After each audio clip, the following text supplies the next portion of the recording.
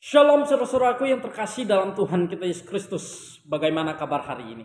Kiranya kasih Tuhan senantiasa dilimpahkan bagi kehidupan saudara-saudaraku sekalian. Saudara-saudara yang terkasih di dalam Tuhan kita Yesus Kristus. Lagi-lagi ada hal yang menarik yang dikeluarkan oleh MUI, yaitu fatwa pelarangan mengucapkan salam terhadap keyakinan agama lain. Dan hal ini dilakukan katanya karena bukan bentuk toleransi terhadap agama tertentu.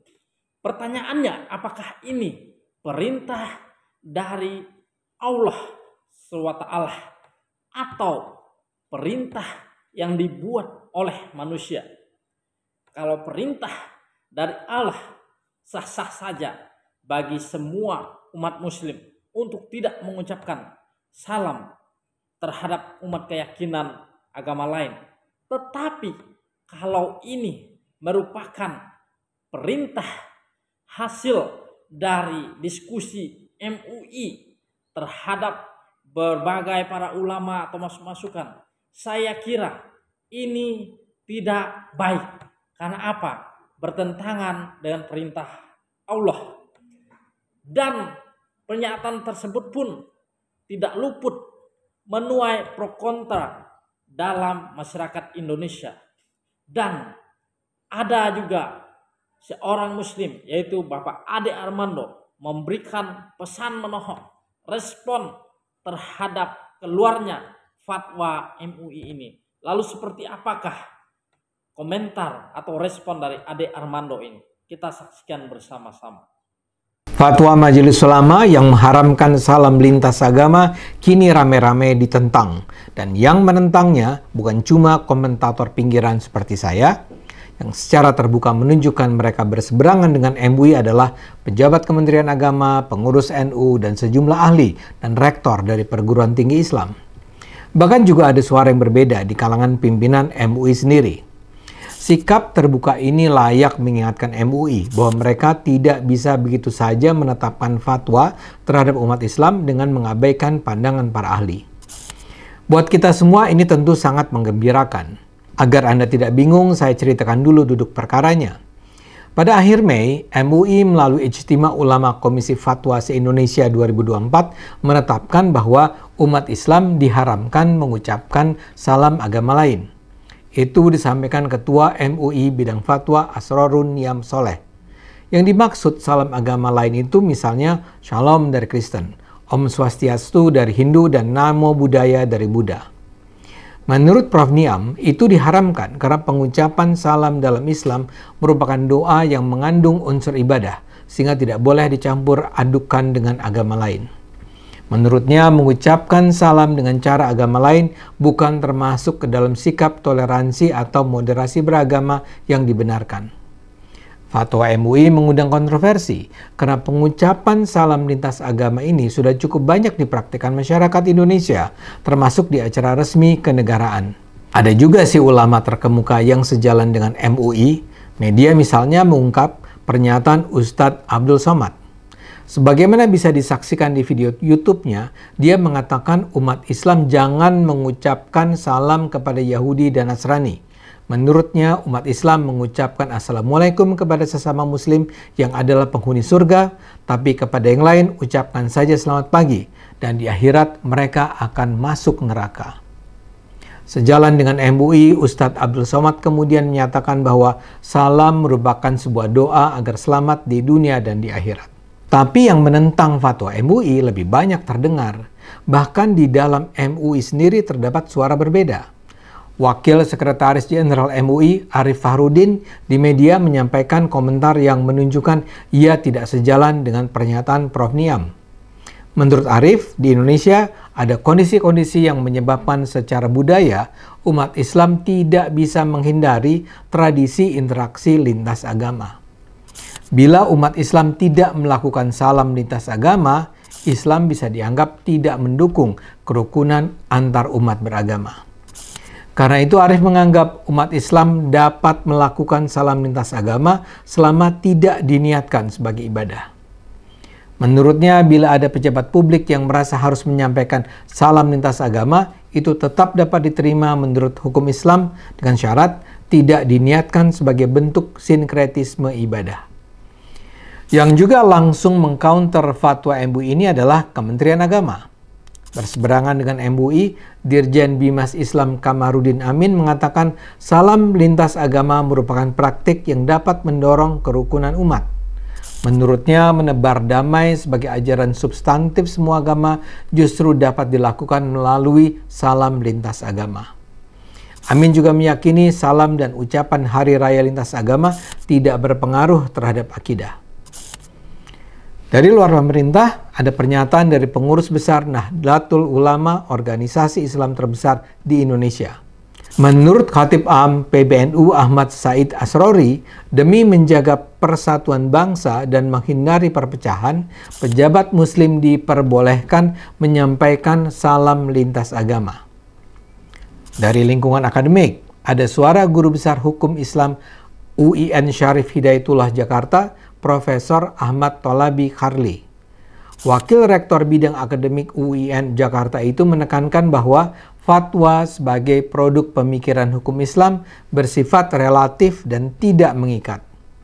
Menurutnya, mengucapkan salam lintas agama adalah hal lazim dilakukan di forum publik sebagai bagian dari ikhtiar membangun harmoni antar umat beragama. Begitu pula ada tulisan di website resmi Kemenak dari Rektor UIN Kiai Haji Abdurrahman Wahid Pekalongan, Profesor Zainal Mustaqim. Dengan jernih dia menjelaskan mengapa umat Islam tidak perlu diharamkan mengucapkan salam lintas agama. Menurutnya fatwa MUI tersebut bukanlah kewajiban yang mengikat, melainkan hanyalah bagian dari pemikiran muslim yang beragam. Perbedaan pendapat di kalangan muslim adalah hal yang biasa katanya. Ia memaparkan dalam peta pemikiran muslim terdapat dua kelompok pemikiran besar, yaitu kelompok legal eksklusif yang cenderung tekstual dan substantif inklusif yang cenderung kontekstual. Dari pengetahuan saya selama ini, kelompok yang tekstual itu sepenuhnya merujuk pada teks ajaran Islam di masa-masa lalu untuk diterapkan di masa ini. Sebaliknya, kelompok kontekstual akan berupaya mengadaptasikan teks-teks ajaran agama di masa lalu dengan kondisi dan konteks di masa kini. Dalam hal ini misalnya, MUI bisa dianggap menerapkan pendekatan tekstual dengan merujuk pada sebuah pernyataan Nabi Muhammad di masa lalu yang menyatakan umat Islam tidak mengucapkan salam lintas agama. MUI menganggap itu sebagai hukum yang harus dijalankan di masa ini. Sementara tokoh-tokoh Islam di luar MUI menilai pernyataan Nabi itu pasti memiliki konteks tersendiri di masanya dan itu tidak perlu diterapkan mentah-mentah di masa ini. Dalam pandangan kontekstual, yang diharuskan ulama adalah mengkaji makna substantif dari teks di masa lalu itu untuk kemudian diterapkan sesuai dengan kebutuhan konteks di masa ini.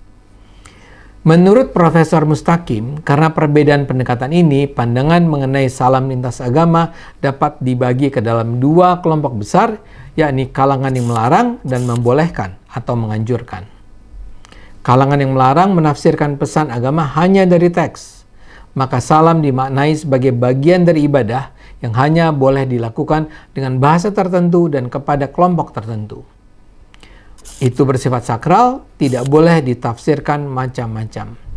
Sebaliknya, kalangan substantif inklusif akan membolehkan atau bahkan menganjurkan pengucapan salam lintas agama. Kalangan ini meyakini secara substantif salam berbagai agama itu memiliki kesamaan, yakni mendoakan untuk kebaikan bagi semua orang. Larangan salam berbagai agama oleh MUI jadinya dapat dimaknai sebagai salah satu batu sandungan dalam mewujudkan harmoni. Ini cenderung mengarah pada sikap yang eksklusif. Menurut Profesor Mustaqim, upaya berlebihan untuk menjaga sakralitas agama secara berlebihan bisa mengesampingkan tujuan utama agama itu sendiri. Ia juga mengingatkan MUI bukanlah satu-satunya lembaga yang merepresentasikan otoritas keberagamaan umat Islam di Indonesia. Karena itu ia menganjurkan agar fatwa MUI dikaji dengan lebih santai, lapang, terbuka, dengan tidak mengesampingkan tujuan utama agama, yaitu mewujudkan keselamatan, kedamaian, dan keadilan. Pandangan serupa diutarakan Rektor IAIN Kediri, Dr. Wahidul Anam. Dalam tulisannya tentang salam lintas agama, dia mengutip pandangan pengurus wilayah Nahdlatul Ulama Jawa Timur yang mengizinkan salam lintas agama. PWNU Jatim membolehkan salam lintas agama dengan rujukan pada kitab-kitab klasik yang memperbolehkan salam lintas agama demi kemaslahatan umat dan menjaga kedamaian. Bahkan Nabi Ibrahim dan Nabi Muhammad sendiri tercatat pernah mengucapkan salam kepada non-muslim. Menurutnya, mengharamkan pengucapan salam lintas agama dapat mempersempit ruang dialog dan toleransi yang sangat dibutuhkan dalam masyarakat yang beragam. Menggunakan salam lintas agama, ujarnya, tidak harus dilihat sebagai pelanggaran, tetapi sebagai bentuk adaptasi dan penerapan nilai-nilai Islam dalam konteks yang lebih luas dan beragam. Kita tentu layak gembira dengan kedalaman, keluasan, kejujuran, dan keterbukaan pandangan para tokoh Islam ini. Sebagaimana mereka katakan, pengucapan salam lintas agama merupakan faktor penting yang bisa membawa kedamaian dan kerukunan bangsa. Mudah-mudahan Profesor Niam dan kawan-kawannya mau mendengar. Ayo gunakan akal sehat, karena hanya kalau kita gunakan akal sehat, bangsa ini akan selamat. Nah, teman-teman sudah melihat sendiri bagaimana respon yang dilontarkan oleh Ade Armando terhadap pengurus MUI. Dan bagi saya pun tidak menjadi masalah. Mau tidak mengucapkan ucapan selamat hari raya pun dan bagaimana, tidak menjadi masalah. Yang penting kalian jangan mengganggu ibadah keyakinan orang lain ketika sedang melaksanakan ibadah. Itu saja poinnya. Tuhan memberkati kita semuanya. Shalom.